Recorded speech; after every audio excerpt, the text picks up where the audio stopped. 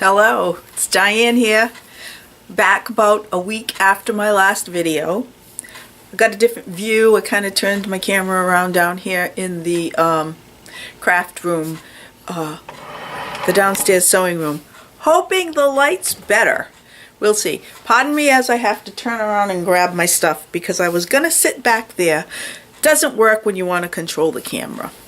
So, here we go. I think I should start with just a little bit about what's been going on. We've had bad weather. New England weather, let's just put it that way. Also, we had an issue with our heat on Sunday night. The heat's been fine. Apparently, what happened was after we had two giant, sludge puddles, one in my craft room upstairs and one in my bedroom upstairs. And what happened, what we finally figured out is that we have an automatic feed for the water that has to go into the pipes because we have steam heat. And this automatic filler always fills appropriately. Apparently on Sunday night, it was overgenerous and put too much water into the pipes. And if you ever have, if you've ever had steam heat or a boiler where you have to remove water to keep the water at the appropriate level, one thing about the water that's running through the pipes is it's all rusty and gunky and sludge. It's just awful. Well, anyway, we noticed Sunday night real banging and clanging on the pipes, and as it turned out, first the pipes banged, and then after that the water got shot out of the top of the mechanism that regulates the steam, I guess. We found it Monday morning. It took a day or two, and my husband figured out what it is. And he's been watching the water levels. Apparently it's probably a faulty mechanism that does the water feed. So that's what was going on. So that was like a big deal on Monday. And now today is Wednesday, and we have more snow again, but nothing compared to like what we have been having, so it's not bad. I'm enjoying my retirement here, my retired life, still trying to adjust, trying to get used to the fact that I don't have to get up and go places unless I choose to, and I think it's wonderful. So I am transitioning and getting along, I suppose. I have many projects going on. This was the time that I've always planned for, buying little projects, buying fabric, buying this, buying that, so that I would have the supplies I need when I'm retired and have no money. So here we are. Last week I talked about a couple of things that were unfinished that I needed to finish before my next video report. And those two things are finished.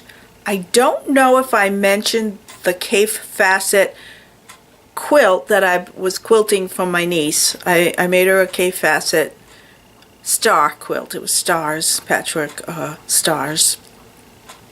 And I finished that a little after the holidays because she's been studying in Italy and was only coming home to Iowa around January 9th. So that was the Christmas gift that got pushed aside so I could finish all the rest of the Christmas gifts in time. And I finished up her quilt after Christmas, finished it up, packaged it, and got it out in the mail. So I don't have that finished project to show you, but provided I can edit this tape, right here is where I'll input a picture of the quilt.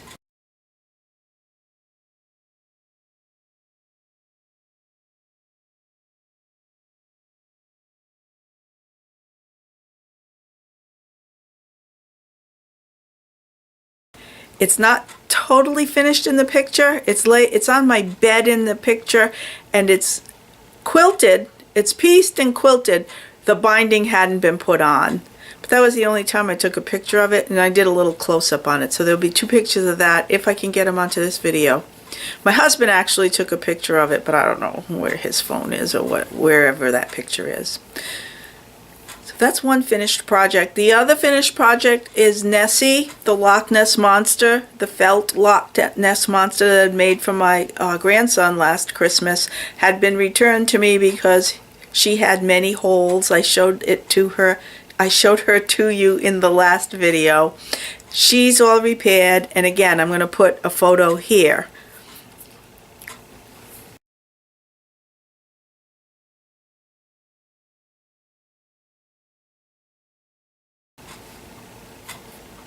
The photograph has Nessie on the side of my dog, Zuzu. Zuzu's about 13 pounds. She's not a teeny tiny dog, so you can see Nessie's pretty big.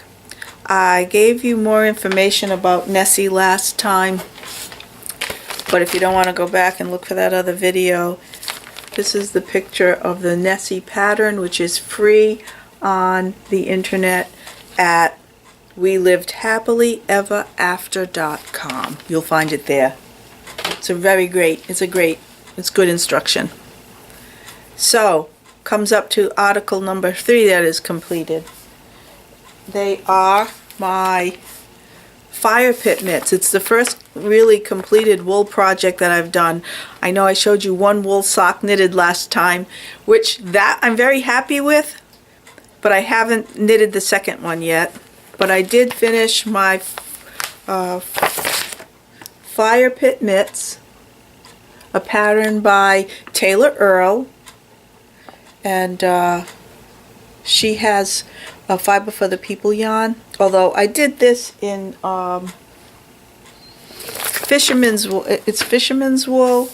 It would be, got it right here. It would be a Lion brand fisherman's wool. So I got these done. They fit. I've actually worn them, but I haven't blocked them yet. I've been watching videos. When I say I'm a new knitter, I'm a new knitter.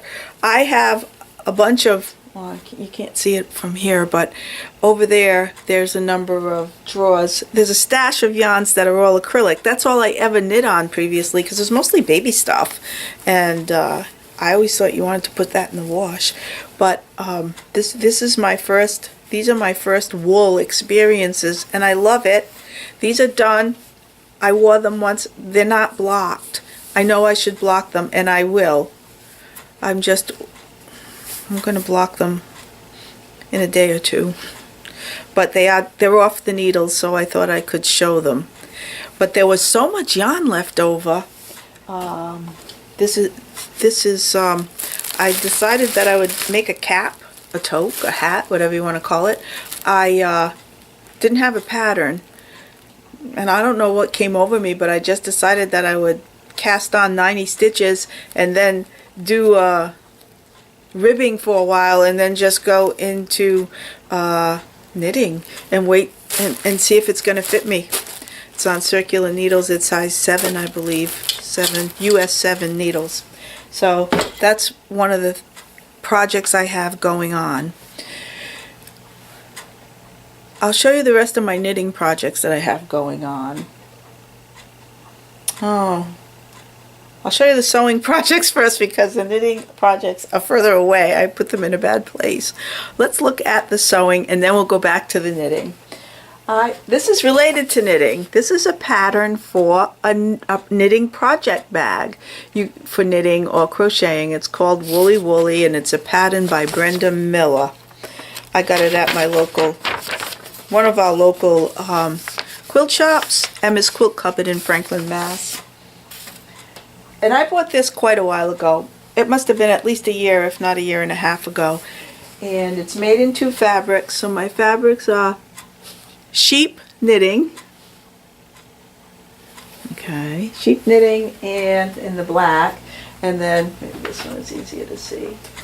And then just knit purl, red, white, gray, knit and purl fabrics. So there's going to be pockets, and there's going to be a clear pocket so you can see your notions. And I will show you this when it's finished. It's kind of like next on the sewing. I have so many I'm going kind of crazy, like I'm liking knitting, so I want to cast on a lot of things and then work on them. when it's easiest to work on the things. Like if I have a moment where I can concentrate and do a particular hard section, I will work on that. But if it's something where I'm just watching my grandson and he's watching television, I'll pick up the knit every stitch hat. So, but I need project bags, and I see all these cute project bags in all the podcasts. Love them, and I've got a lot of ideas for project bags, which I'm going to stick in at the end of this video. Well, I'm going to stick in at the end of this video 2 little segments. One is a picture of my broken heating thing upstairs, which is fixed but needs to be put back up against the wall. So it shows what a shambles my craft room is in. My upstairs craft room's in a shambles. So I recorded that because life isn't perfect, and everybody has to know that. You don't have to wait till you have a perfect room to do a video. Just do and share. That's what life's all about, right? And then the other piece that I'm going to put up is, I had reorganized this room. I have done plenty of videos of this room down here, but I've recently changed it, and I did a little video. I'm not going to move the camera now. I did a little video that shows you how it's been rearranged. And it's always, you're always tweaking, always looking for the most efficient use of your space. I mean, I am super fortunate to have most of the basement in this house, and I have a lot of space, but it very quickly got filled up because I have a lot of machines. So I'm always tweaking what works best, what do I need here, what do I need there, and so there's a little segment at the end. You don't have to watch that if you're not interested in configuration of workspaces. So let me just stop this a second and come back to it. I just have to go get the rest of those knitting projects and sewing projects too, as a matter of fact. 1 minute. Okay, I think I've got everything within reaching distance. We were talking about sewing. Okay, sewing the bags. I'm going to show you an idea I have for these bags as well. I do machine embroidery, and I'm making a table topper right now. But as I was stitching out the images, I thought, wow, this would be great if I stitched it on the front of a project bag, because it's just a cool design. So that's what I'm going to be trying to do. I want to show you that. Here's one that just recently came off the hoops. If you're a embroiderer, you're familiar with this. There's a stabilizer in back, and I do have a layer of batting, because this is actually a quilt block. But I want you to be able to see this. It's called a honeycomb quilt. This is going to be the center of my table topper actually, but what I want to do is take this design, maybe not with the stippling, I don't have to do the stippling in between, but it's such a cute, if I do that it's going to get too dark, right? Well, I hope you can see it. It's the cutest bumblebee and flowers. So I want to do that on the front of the bag, because we're busy as bees with the knitting, right? With any project, you're busy. Well, that's me. Okay, so this is a sewing project that I'm doing right now, which is going to be also incorporated into another project, which is going to be a bag project. So it's going to be a table topper as well as a knitting project bag. And here's one of the blocks with fabric. This design is also quilt in the hoop. So I put these borders on the hexagons. It's going to take 1, 2, 3, 4, 5, 6 hexagons with 1 hexagon in the middle for the table topper. Isn't it the cutest? I think I have, yes, I have one more. This one I just did this morning. It's not even off the hoop yet, but it's honey. What if I should, I don't know if you can see it because I'm just darkening it, making everything too dark, but it's a little honey jar. So those are the pieces that I've started. what I did was I moved my embroidery machine from the basement and brought it up to the kitchen. We have kind of like a double kitchen. There's a lot of space. So I put that machine there because you don't really sit and sew the whole time you're doing machine embroidery. For those of you who do it, you know that what you're doing is setting everything up, get it set, get the thread going, press go, and it starts stitching out, and you can go and put the dishes in the dishwasher, or you can go and start dinner, or you can go and put the dogs out. You know, there are a lot of things that you can do that I wouldn't be doing if I'm down here. So that's why that machine went upstairs. I have a picture of this is pretty close to what my final tabletop is going to look like, because I am using that image for the center, and I do have this one and this one so far. I am doing this. I'm not doing this bee. I'm going to put a flower with a bee on it. This one I'm doing, and I forget what else I'm putting there, because this is a Anita Good CD. Do I have my CD with me? Yes, I do. Anita Good. Just a little CD, and it has all the embroidery designs. I was part of the Anita Good Club for a while. And I have tons and tons and tons of images that are good for, I like it for quilting. Or you can put it on tea towels, you can put it on towels, you can do aprons, you can put embroidery on anything.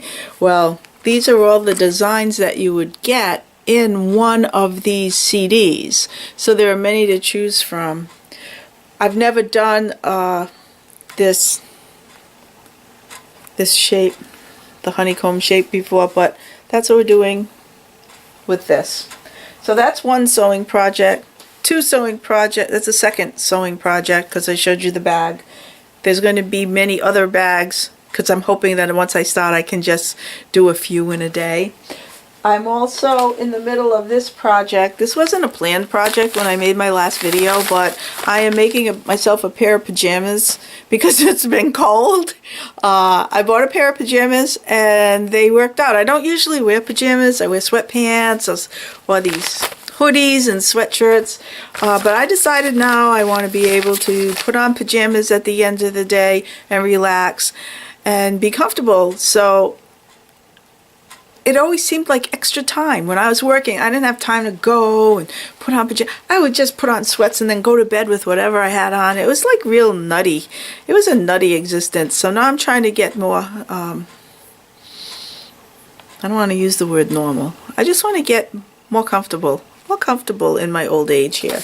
So I'm making this set, which is just, you know, regular pajama pants, long sleeves, no buttons. I hate buttons on pajamas.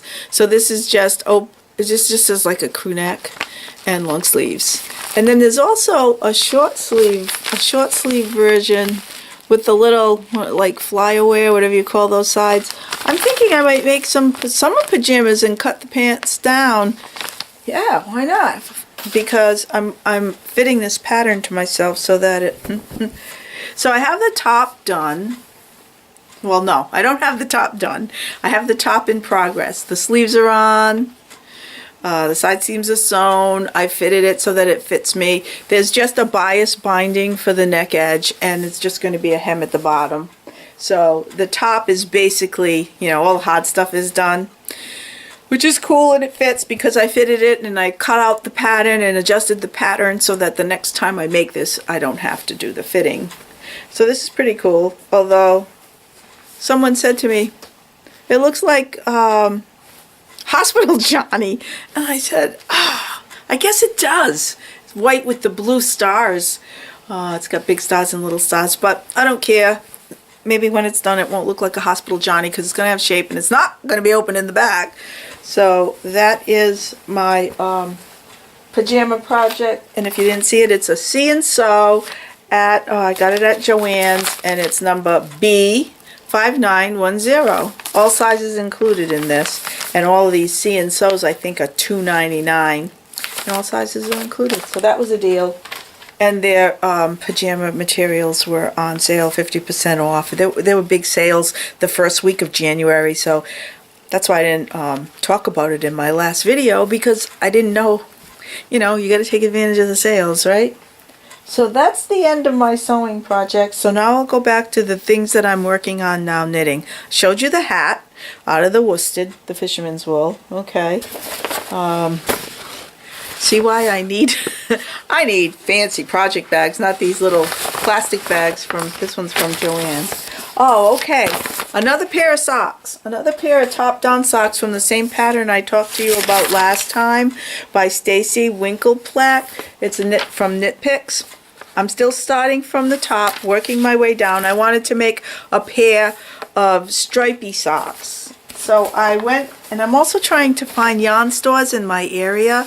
I know I can order yarns online from all the podcasts I've seen, but I have to know more about yarn before I can order from the podcasts, because I know there's fingering, DK, worsted weight, then there's that heavier worsted. And so I'm trying to learn all about the yarns, but I went to Franklin Mill Store in Franklin, Massachusetts. I live in northern Rhode Island, but it's very close to Mass, so that's why I go to stores. I'll go to stores in Connecticut, Rhode Island, Massachusetts, New Hampshire. I might be going up to New Hampshire tomorrow, depending on the weather. Okay, so this is a Baracco Socks yarn. It was on sale. They're having a 20% off sale, so I bought one of these. Sock weight, 75% superwash, Lane's superwash, 25% nylon. Whatever that means. Well, I know that the nylon piece is the nylon piece and the rest is the superwash wool, and I do understand what superwash is now. Watch those videos. So here's a stripy sock I'm working on. It's the same as the other pattern I had. I kind of like these colors. There weren't a lot of colors to choose from because they'd had a week-long sale. I think I had 2 colors to choose from, and I like these. As you can see, here's the heel flap, which I've taken this apart a couple of times, which is odd because I did the first sock, no sweat, right through the whole thing. This one, I don't know if I'm being distracted or what, but I already think I've done something wrong because it looks like it's crooked. I don't know. Well, anyway, that's something that's on the needles. Hopefully it'll be in a project bag next time, because I'm not going to show it to you again if it's not finished unless it's inside the bag. I'll just mention that it's in there, of course. All right. And I think, what else do I'm looking for yarn shops. There's a shop called the Yarn Outlet. The Yarn Outlet on Division Street in Pawtucket, Rhode Island. Very close to where I live. I've lived in Rhode Island all my life. I didn't know that store was there. As a matter of fact, I used my GPS to find it. And when the GPS says, you have arrived at your destination, I couldn't see the building. And it was huge. But I was on a corner, blah, blah, blah, long story. So I turned around and found it. It's the cutest store. The people inside are so nice. The woman inside, I believe her name was, I knew her name, Kathy. I believe it's Kathy. I'll find out when I go again. She helped me very much. And so I'm probably biting off more than I can chew being a beginner, but she had this couple of completed shawls, and there was this painted desert lace shawl. That was a little short. She advised me to get 2 balls of the yarn and make it a little longer because you wouldn't want it that short. But I might want it short and wear it bandit style. So I bought the 2 balls in case, but we'll see. Well, I put this on circular needles size 4 as the pattern calls for, and I got, the brand is called Likey. Well, I don't know if I'm pronouncing it appropriately, but Likey. Oh, you're familiar with it if you're a knitter. I don't know how many people likey it. I was no likey at first, but I'm getting used to them. I started this shawl, no lie, 7 times and ripped it out. Tried again, ripped it out. Tried again, ripped it out. What was going on is I didn't understand I was starting from the top and working my way down. I thought I was starting at the bottom point and working up. No, wait a minute. Yes, that's what I thought. And in reality, it's the other way. But it doesn't say, you know, starting at the top or starting at the bottom. The pattern just says cast on 7 stitches. That made me think it was short and it was the bottom. But I wasn't thinking about all the yarn overs that were going to come because I've never knitted lace. This isn't a real complicated lace, as you can see. Well, I'll show you. I started it so many times. But I have not a lot done, but as you can see, it's coming along and it's looking like a pattern. I can start to see it. Let's just pull it, maybe if I pull it from one side. Anyway, the yarn is very nice and it's very pretty color. I'll tell you what the yarn is. The yarn is, here's what it looks like in the ball. It is Painted Desert. It's called Knitting Fever Painted Desert. Pure Superwash Australian wool. 100% wool. It's 100 grams, 437 yards. So these were $12.99 a ball. Wasn't on sale or anything, but seemed reasonable enough. So I bought those. Oh, here are the knitting needles. It's a Licky, L-Y-K-K-E. Leaky. So I got 32 inch size 4. I kind of like it now that I get it, because you just knit, or purl, do some yarn overs, or purl 2 togethers, whatever, only in specific places, the middles and where the little lacy stuff is the edge. So it's kind of nice, and I'm hoping that I'm going to be able to complete that. I'm hoping that I can just continue. As the rows get longer and longer, I can see where it could be frustrating, but it's the kind of a project that if you're somewhere, you can just be knitting because you just have all these stitches to do, and it's easy to remember the pattern. So I showed you that. I believe, oh no, I have one more project. That's right. Crochet. I love to make crocheted cotton dishcloths. I do that for gifts all the time. Crochet, no. Yes, I'm doing a crochet one, but I do knit. That's the knitting that I've done in the past, is I knit those triangular that turn out to squares. The dishcloth I'm making right now is number 10, I believe. The pattern is Dishcloths by the Dozen to knit and crochet. The one I happened to pick was a crochet one. I have a lot of cotton yarn. When it goes on sale, I buy it because I love cotton dishcloths, and how my daughter does. When my daughter first went and got her own apartment, well, she couldn't, nah, I don't want those. No, thanks. Then she did something with mine at the house, and oh, these are pretty cool. So I gave her a couple, and she loves them. Then one time she requested more, and she hasn't asked me for any lately. But this year I knitted a couple and gave them to her for Christmas, and when she pulled them out, she was like, ah, so happy, which was great. I was happy that she was happy. So it's number 10. There's no picture of it? There has to be a picture. Oh, here it is. It's in the brown or in the yellow. I'm doing it in blue and off-white. I have, this one's kind of a large. This one's larger than they usually are. It's a size E hook, which seems a little small for the cotton, but it's okay. I'm practically done. I think it's just gonna, the rest of it will be just to work it up square. Simple, quick, compared to knitting. I've crocheted most of my life because it was faster. I never really had a lot of time. I'm a slow knitter. I'm sure people are fast knitters, and maybe I can develop my skill to gain some speed.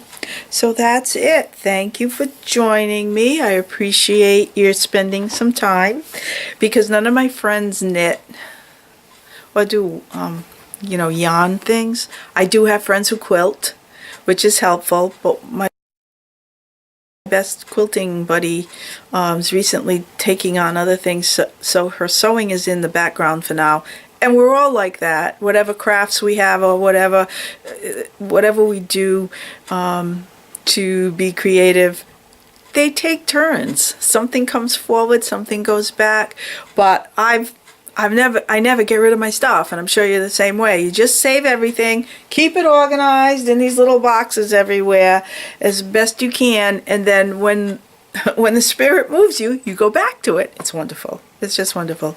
So I really appreciate all the videos that are out there, which is a reason why I'm doing mine, just to let everyone know that I'm watching. I've been subscribing and liking videos everywhere, so thank you all, and I hope you all have a great rest of the week, and enjoy your crafting. Bye now.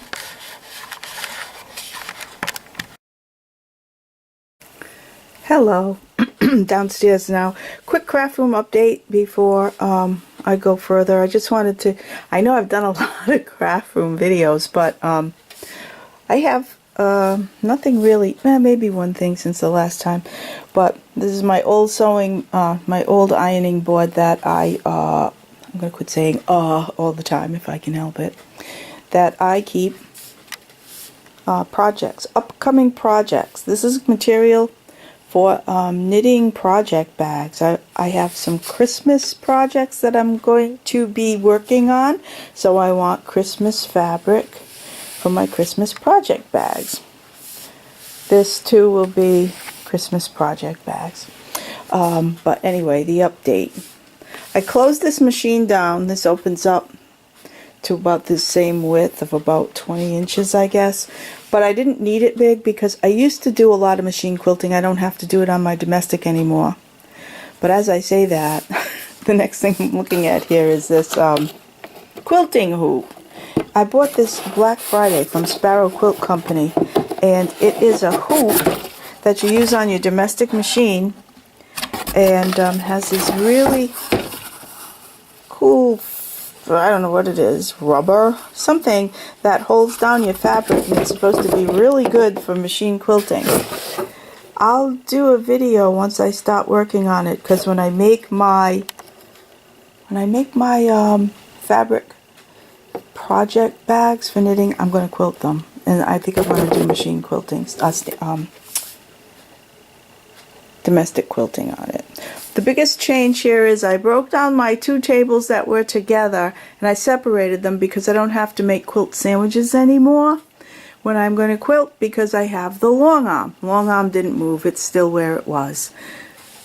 So I can use one table and keep it relatively clear so that there's always one flat surface in this place that doesn't have an accumulation of stuff all over it. And this table is here, and I use this for cutting as well, and these are the projects I'm working on right now. And the other difference is that I took the embroidery machine out of this cabinet and brought it upstairs so that I can embroider while I'm upstairs, and I put the Sashiko machine here, my new Sashiko machine, and I've used it a couple of times. I'm happy with it, especially for the price that I got it for. More plans in the future for this. Then I took my three other machines that I use pretty often, and I stuck them in a little cove, or yeah, I guess that's what you'd call it. I put the this is the 301. I am making pajamas on this machine now. I like to make one project on one machine, another project on another machine. This is my featherweight, which doesn't have a project on it right now. And this, of course, is a serger, which that I use all the time because there's always something to serge on a project. So that's my update.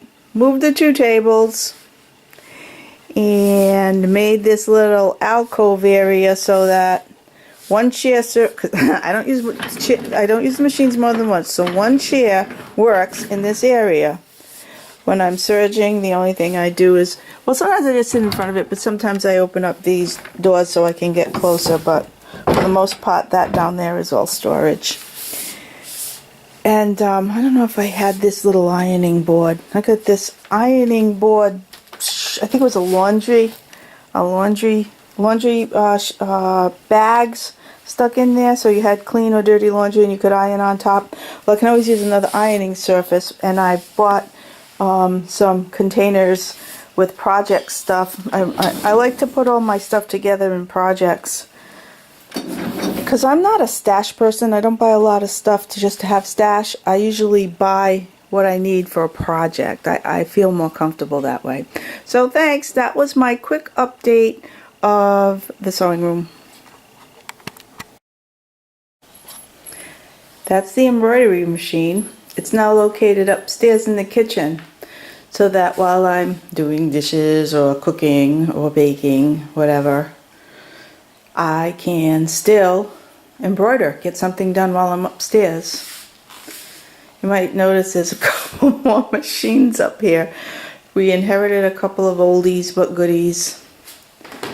Sorry for the glare, you can see all the snow outside today. I haven't even begun to look at these machines yet. This one I'm pretty sure I don't have enough pots for because it's a Kenmore. Don't have a lot of surplus pots. There's the snow.